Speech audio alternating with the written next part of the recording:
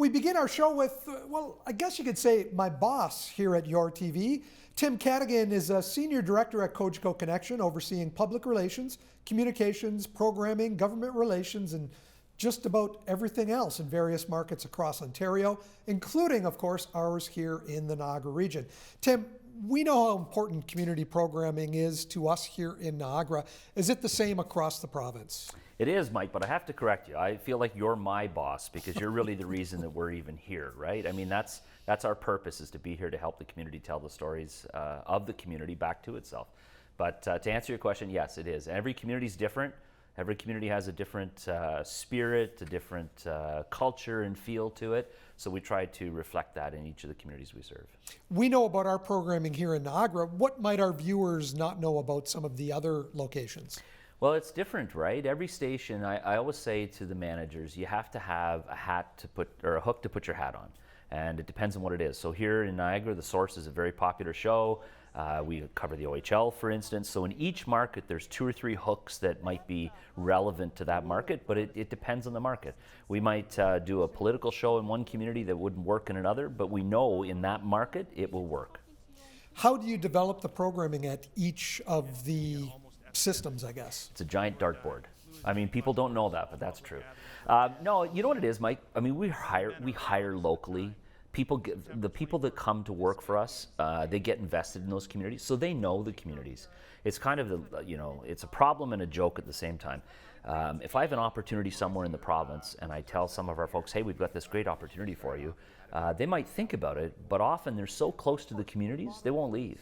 So it might be a great opportunity for them. They're not likely going to apply for it because they're part of the communities they serve. So we don't have to try very hard to understand the communities. The staff, the teams that are there, they know the community inside and out. Cogeco obviously is a cable company offering connections for cable television, also for Wi-Fi and phone service and those kinds of things. But the community television aspect of it is extremely important in a lot of these locations because the resources aren't there for a business to start their own actual broadcast television station. It's true, and it's a part of our license. So from that point of view, there's a regulatory reason why we do this, but we actually invest more money than we're required to in most of our markets. It's something we believe in. So Cogeco's whole persona is to be very close to the community, to be part of the community, and the stations that we operate, the YourTV stations that we operate, they really fulfill all of that, right? It's how we feel part of the community is through our stations. What a lot of viewers might not know is that if they have an idea for a program, they can approach the local Cogeco YourTV and propose that idea. 100%. So it's interesting, right? If you think about a traditional broadcast station, what they create locally might be a newscast or maybe there's an interview show. So they might produce 3, 4, 5% of what airs. The rest of it's all imported. With us, it's the reverse. Virtually everything that airs on the channel is produced locally. And most of that comes from the community as a suggestion. They might say, hey, we're having a parade. Well, it's St. Paddy's Day. We're having a parade. We want you to come and cover it. So we get involved in that. Might be high school. I know, obviously, from your background, right? Some high school sports or something might be very important. So those ideas come from the community. We just help facilitate them and get them on air.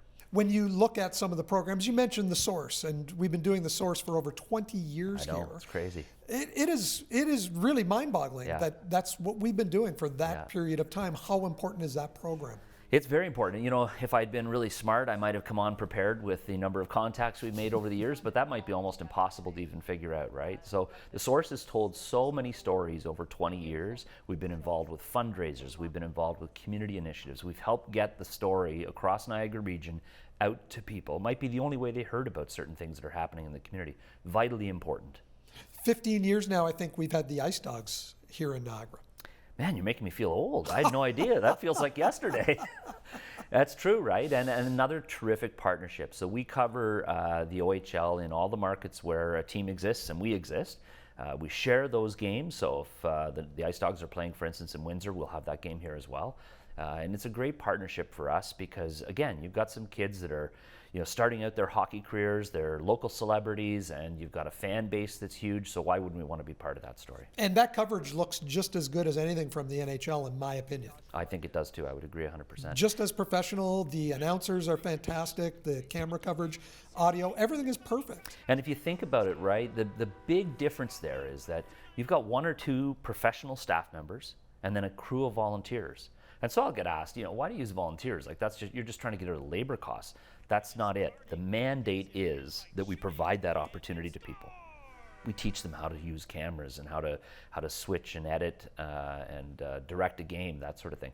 And some of those people go off to broadcast school and go off to careers in the industry. For others, it's just a passion, it's an interest. As times change and people are turning to other sources for their information, for their viewing habits, how do you continue to, guard the relevance of community stations?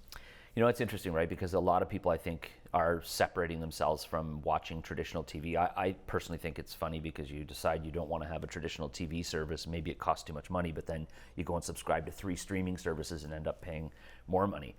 The idea of being local, that is not just in Cogeco's heart, but it's something I believe in, right? I want to be somewhere where I have this sense of community. And the only way to do that is to see a window into your local community. So when you talk about things like the Ice Dogs, you talk about shows like The Source, where will you find that information? I think it feels to me like a lonely existence if you lived in your house but you knew nothing about the area right around you.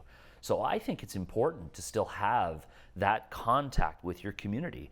The Source, it's doing that. The Ice Dogs is doing that. Coverage of local council, raising money with charity bingos. Those are all important. And they're not available on any streaming service. They're only available if you have a traditional television service. When you talk about The Source, again, we know how popular The Source is as well. We have people constantly contacting us and trying to find a time for us to get out there with our cameras, to come into the studio for an interview like this one.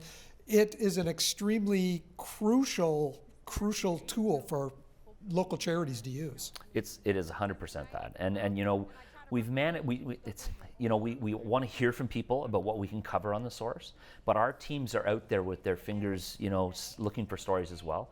And they sometimes come up with a story that's really interesting. It's heartwarming when you hear about maybe some charity that's doing something really special. It's the only place that you'll get that. Last question, what do you see as the future of community television?